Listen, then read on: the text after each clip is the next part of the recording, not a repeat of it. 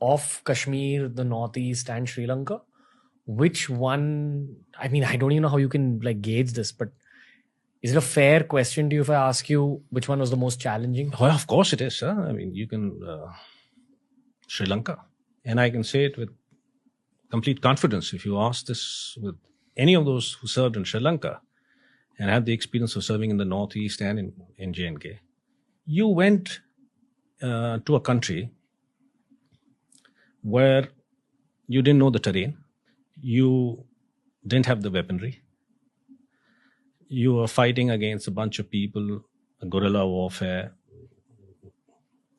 who could mix around with the civilians. It was a very difficult place. Your mindset, you were not tuned, you were not trained. And every infantry battalion that went in suffered casualties, very heavy casualties. The Gorkhas, the Sikhs, you name it, they would maul you. They were killers. See, the most dangerous fighter is the guy who's intelligent and motivated. And if he's trained and unleashed on a terrain of his own choosing, he's the most dangerous man. As the American Special Forces say, the right man in the right job is the most devastating weapon. And the Tamil Tiger was exactly that. And in Sri Lanka, everybody was raising this issue at some stage or the other. What are we doing here? What are the Indian... Why are we here? And there was this big talk that the RAW is supporting them. I hit a camp, and this is a known fact, I hit a camp where there were receipts of their casualties being treated in some clinic in Rameshwaram. There were movie tickets. They had their safe houses in South India. The RAW was supporting them. Everybody knew this double game happening. And at the same stage, you were getting mauled. It was such a dangerous place. You stepped out of the post. And you didn't know you would come back in one piece. And I personally, I have the concentration of a butterfly. Very poor concentration and focus. Sri Lanka is the only place where I still remember, when you stepped out of the post, till you reached the ambush site, all your senses were working. All your senses were working. You couldn't let your guard down. They would hit you.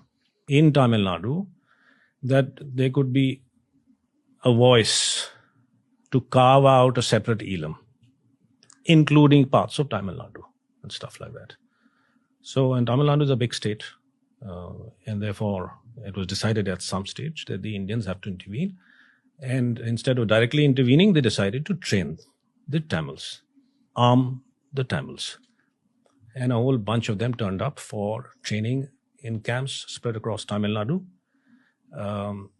And one of them was at a place called Chakrata. This is up in the hills next to Dehradun. Senior leadership of the LTTE were trained there. But who were the trainers? Indian Army officers. So this is an official... Yeah. Okay.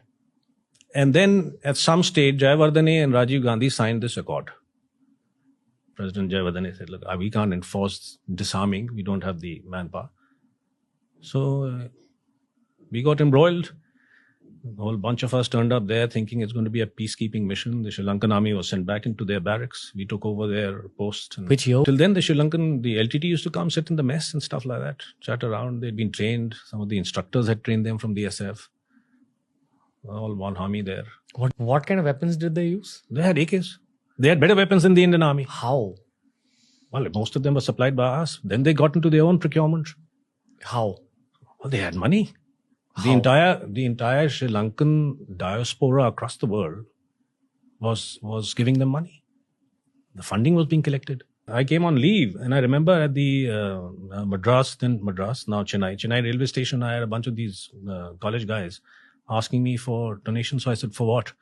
He said, for the LTT. And my first desire was to punch him in the face. And I said, I survived Sri Lanka, I get lynched by the locals in my own country. So they were collecting. They had enough money. They had their own ships, which were getting all the arms, equipment.